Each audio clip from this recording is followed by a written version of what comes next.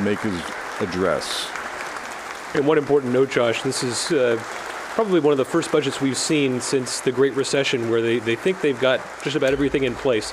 Not too many pinches, not too many cuts. This is going to be one of those budgets that might have something in it for everyone. Yeah, short on flash, but we're going to hear the plan that he has right now. Thank you. Great to see everyone here, braving the elements. Mr. Speaker, Mr. Senate President, honorable members of the House, the Senate, the executive counselors who have joined us today, the commissioners who have joined us, my fellow citizens. It's an honor to stand here to present our fiscal budget for the years 2018-2019. But let me first take a moment to say to the people watching at home, given our snowstorm today, be safe, take your time, venture out only as necessary, be sure to check on neighbors and loved ones that may need some extra assistance. The storm will make for a great winter weekend in New Hampshire, which is great up in the mountains, but today we have to be smart, we have to be safe, so please use all cautions possible. Today I am proud and honored to stand before you to bring forth a fiscally responsible budget designed to focus state government on the most critical and important public policy and program priorities. We want to ensure fairness, transparency, and quality of customer service. The priorities laid out in this budget aim to achieve three major goals. First, to create a fiscal and regulatory environment that promises greater job growth, job retention, workforce development, and economic opportunity for all. Second, to both enhance and strengthen opportunities and services for our children and our families. And third, to improve the safety and well-being of all New Hampshire citizenry. This is a true balanced budget, without an income tax or sales tax, without increasing fees or taxes of any kind.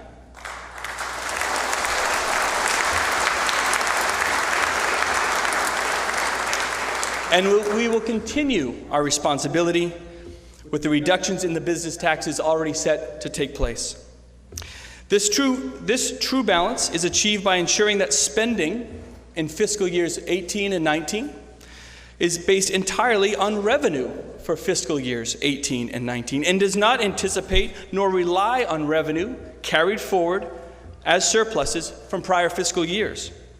Those are one-time revenue sources in those instances that should be strictly used for one-time expenditures and not appropriated for long-term programming.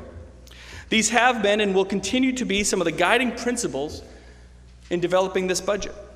It may stand in stark contrast from actions of previous administrations, but it is responsible, it is practical, and it addresses our state's true priorities. This budget was developed by using conservative revenue projections rather than unrealistic assumptions, speculative revenue sources, or by kicking the can down the road in order to achieve the appearance of balance.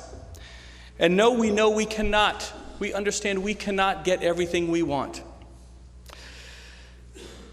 We cannot reshape the state of our finances overnight, but we can take sensible steps forward. One of the underlying principles of this budget is that we can use one-time revenue to fund one-time existing pressing needs of the state.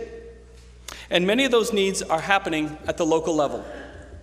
Through good management practices, controlling some of the wasteful spending, as we close out the current fiscal year, we are hopeful that by the end of June, we will have filled the budget gaps we inherited and bring the balance back into the black. Any surplus beyond increasing our rainy day fund to the total of $100 million will be placed in a newly created infrastructure revitalization fund. And barring unexpected expenses, savings beyond those funds will be sent directly to our local communities.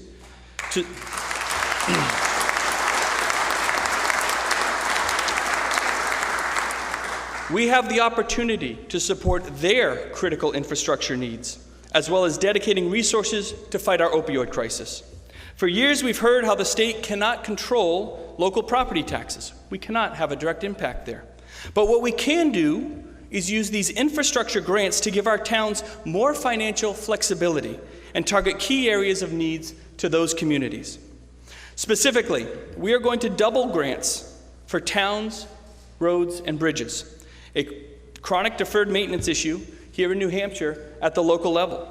And for the first time in a long time, we're going to give a boost to school building aid by granting dollars directly to communities to rebuild our classroom infrastructure.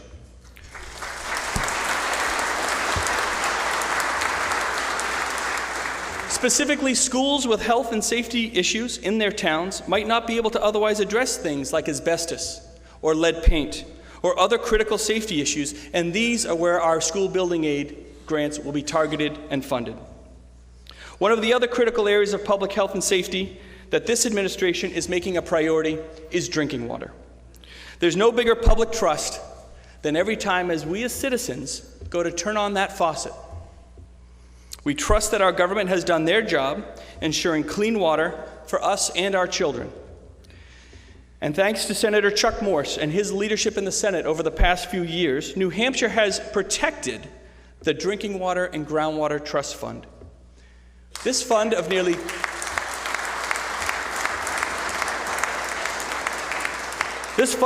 $300 million stands ready to be invested in vital infrastructure improvements across the state, funds that can now be used in partnership with local communities to secure one of our most precious resources. And I want to thank Senator Morse for his leadership, and I've asked him to lead the state's efforts as we get this most critical project off the ground. Healthcare. Healthcare continues to be another area of real critical need in our state, across the entire country, frankly. And where we have failed in the past, I am pushing for true accounting of our Medicaid program so we can reconcile estimated Medicaid payments to actual costs. And as we go forward, be sure that we won't wait 2 years to check in on them again. This budget requires the Commissioner of Health and Human Services to make quarterly reports, not just to me, but to the legislature, legislative leadership, about where we actually stand on our true costs so we can become a more nimble government that's responsive, not just reactive. As governor, I won't make people wait till after an election to discover we may have a shortfall. We have to be transparent. We have to be honest with the people and honest with ourselves.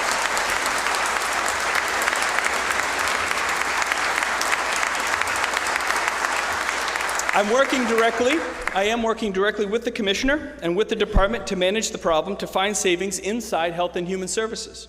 I believe strongly that this budget is a bold step in the right direction, a step toward restoring the New Hampshire advantage and reaffirming our place as the job engine of New England. This budget cuts nearly $500 million from state agency budget requests, and it does so without a single layoff. It simply targets resources where they are needed the most and accounts for real liabilities we hold today by including payments to settle the Dover education funding lawsuit and other payments that will be required by the end of the year. We don't kick the can down the road. We don't defer liabilities. We take care of our fiscal house today.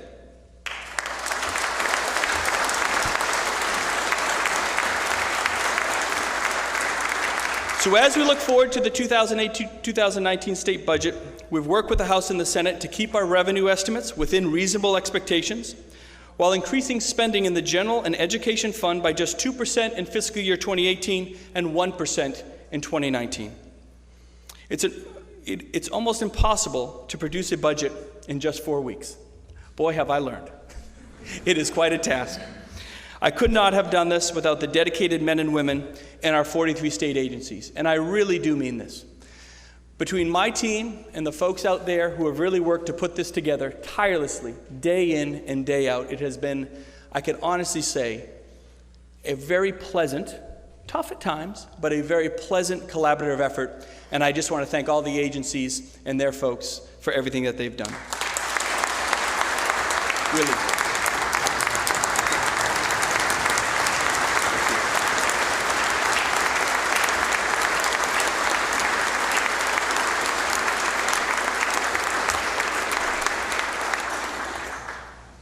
And with their help, we've been able to craft a sound budget and bring it before this legislature ahead of schedule. Our state and our country's dynamics are truly changing, often very rapidly.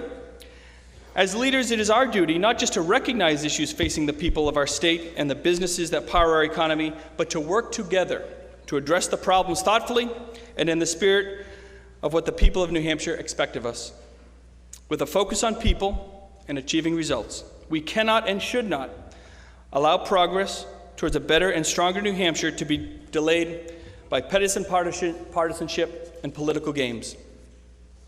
We all know that our economy is improving, but I think we can all agree that it could be doing better, and we must be doing more to boost the opportunities of our workforce.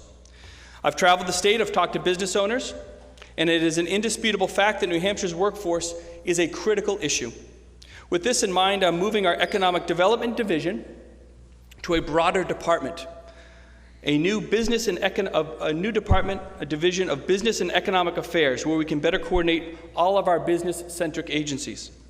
We need to unleash the potential of our economy to spur job growth and provide better opportunities for both businesses and workers throughout the state. I've tasked Taylor Caswell, currently of the Community Development Finance Authority, to help build a collaboration of partner agencies to make sure everyone is working together on our shared goals. In addition, there will be a small business advocate as part of this new department, whose emphasis will be to represent the interests of New Hampshire's small business owners before state agencies, ensuring the voice of New Hampshire's small business community is heard loud and clear during the design and discussion of any new rules, regulations, or policies. We have reorganized the Department of Revenue Administration to include a division of taxpayer services to improve the experience for taxpayers themselves and the efficiency of the department as a whole. We are also reorganizing a new Department of Natural and Cultural Resources to create a more comprehensive management and promotion of New Hampshire's most treasured natural and cultural assets. In doing this, we want to acknowledge the natural beauty of New Hampshire while supporting what we call the creative economy, I believe, to date, has been really left on the sidelines. But it's vital to the New Hampshire advantage and something that must be supported. This budget and this administration recognize local control in public education as the touchstone of policymaking, and that state government's role in shaping education policy should be focused strictly on benefiting students and their families. A major goal of this budget is to expand educational opportunity and choice for kids and their families.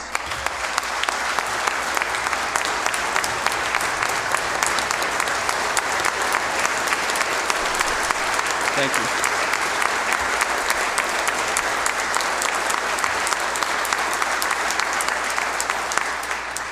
This budget proposes a targeted full-day kindergarten program that will provide financial support to communities that choose to support and create full-day kindergarten programs.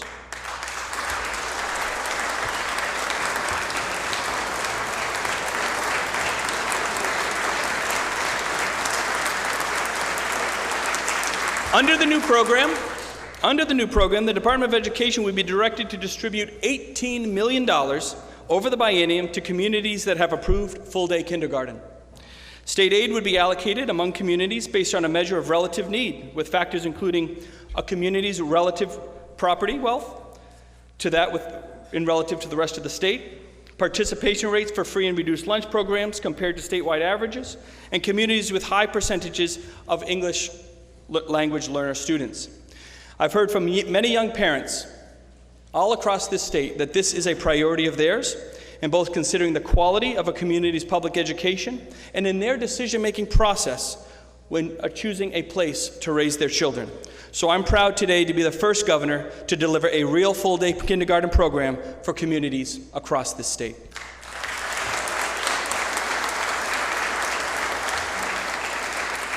And in addition to fully funding the adequacy formula, funding for charter schools is stabilized and enhanced in this budget by linking funding to the state's average per pupil expenditure. This will increase funding for our charter schools by $15 million, helping eliminate uncertainty and volatility for administrators, teachers, and parents.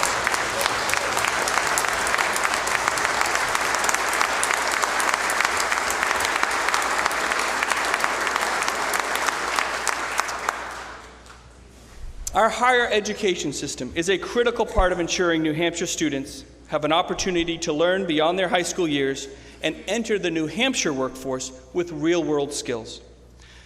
Too often, I believe we think of post-secondary education in terms of institutions. That's old school thinking. Excuse the pun. My budget approaches post-secondary education strictly in terms of students and outcomes. The university and community college system of New Hampshire are key to these efforts and will continue to make investments in our partnership. In doing so, my budget proposes a significant increase to the operating budget of the community college system, which I think has been doing a great job providing a gateway in New Hampshire's workforce development.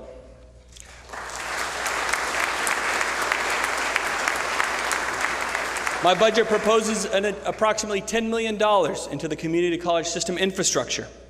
And further, we need to incentivize our younger workforce in key areas of need to stay, work, and build their careers right here in New Hampshire. Therefore, I'm allocating $5 million of our 2017 infrastructure fund to enhance the state's debt assistance program for nurses, care workers, and clinicians that have committed themselves to helping fight our state's substance abuse crisis.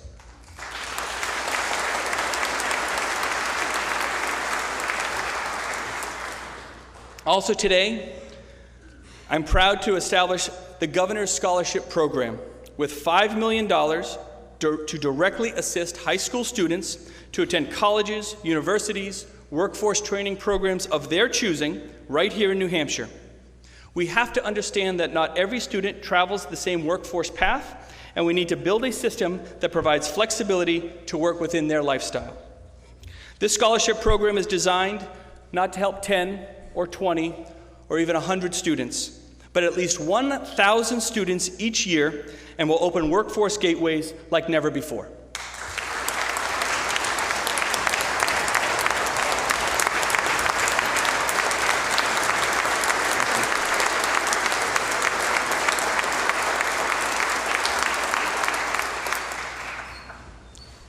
This is a very frugal budget, but there are always some areas where we need to look at doing things differently and address some serious issues that we all know must be prioritized. We have a crisis in our division of children, youth, and families. There's no denying that. This budget addresses many of their concerns, including increasing staffing levels based on the recommendations provided by the Quality Assurance Review of the Division of Children, Youth, and Families. I do not see this as a choice, but a moral obligation, and it's the start of transformational changes we need within that department and within our state.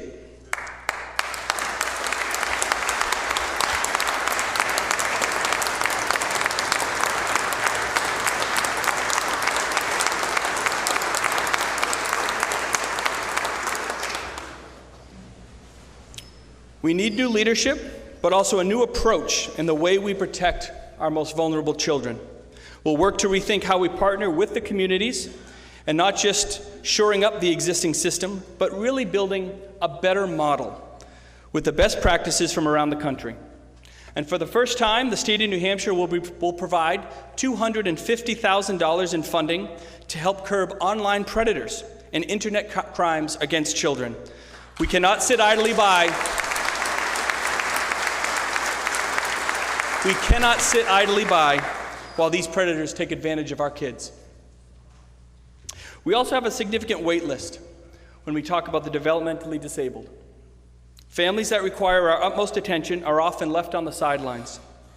So I'm calling today, in my budget, increasing the funding for the developmentally disabled community by $57 million, which is the largest increase in recent history, substantial by any measure, so we can start making real impacts for these families.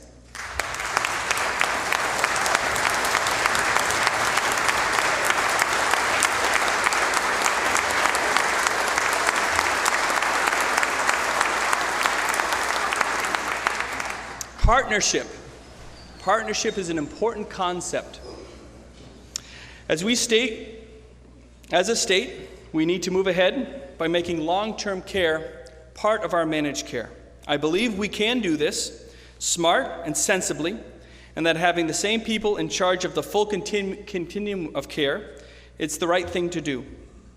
It's better for patients, it's better financially for people to stay in their homes as long as possible. It's one of those rare instances in which financial interests and human interests do become aligned. Home care providers, nursing homes, and our partners in county government are all part of the solution, and they need to know that they have a seat at the table as we move forward to fully implement managed long-term care by the end of the year. We need to appreciate the realities of our economy. Something I say a lot. Markets matter. Markets matter. We have a serious workforce issue in virtually every area of healthcare. This is no secret. We know the realities. We've seen the numbers. And when you don't pay anyone any more money, it shouldn't come as a surprise to any of us who believe in capitalism that you're going to have serious shortages. And that's exactly what we have today. We pay people more money to wash dishes than we pay them to wash and care for our loved ones. In New Hampshire, we pay toll collectors more than nursing assistants. Does anyone wonder why we have shortages among healthcare workers? To start to address this, I've created a $5 million workforce initiative program so that we can work with the commissioner, the department, and the legislature to find out where we can make the most difference. This budget also increases funding for behavioral health workers by $3 million to strengthen New Hampshire's community mental health safety net. We also know retiree health care costs are growing rapidly and would cost an additional $25 million if nothing were done. Now, rather than force the retirees to pay all of that increase, this budget proposes that the state and the retirees share in that responsibility equally. It's fair and it's viable. We're building a new women's prison as we speak, a desperately needed asset, and we're going to get it open. We're going to be aggressive, and we're going to fully fund our correction system to end the pattern of forced overtime and personnel shortfalls.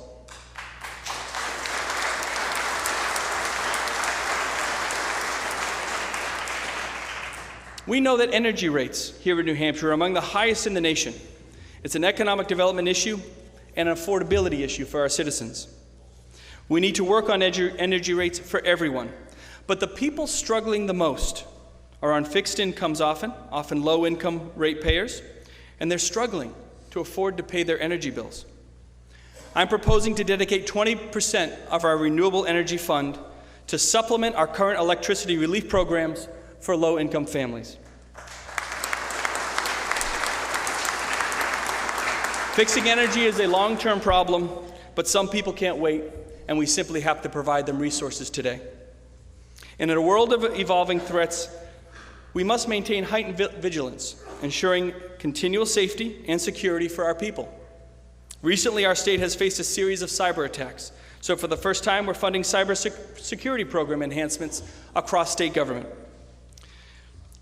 Finally, we talk a lot about the opioid crisis, something that has plagued us too long and too hard. There's no easy solution, but it is the most critical public health and safety issue in our state. Our comprehensive strategy must be to continue supporting investments in law enforcement, but also treatment, recovery, and prevention. We've studied this crisis, and now it's time to act. First, I propose that we double the alcohol fund, increasing these important resources by more than $3 million, creating incentives to ensure that those funds are truly spent. I believe that we need a renewed emphasis on recovery programs in the state. So I've established within the Office of Substance Abuse a specialist to work alongside with our drug czar James Vara, who has done a tremendous job for us, but to help coordinate policy focused on treatment, recovery, and prevention, providing pathways for folks battling addiction back in our communities. We have $6.2 million in CARES Act federal funds coming into New Hampshire. That is a great opportunity for us. And we're going to focus on treatment and recovery programs, and we're going to be aggressive about them throughout our entire state.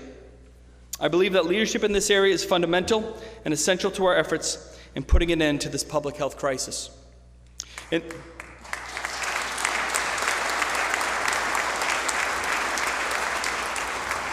In this budget, I'm proposing the hiring of 10 additional state troopers over the biennium, 5 in the first year, 5 in the second year, to focus narrowly on drug interdiction. Additionally, we're going to reinstate Granite Hammer and provide target students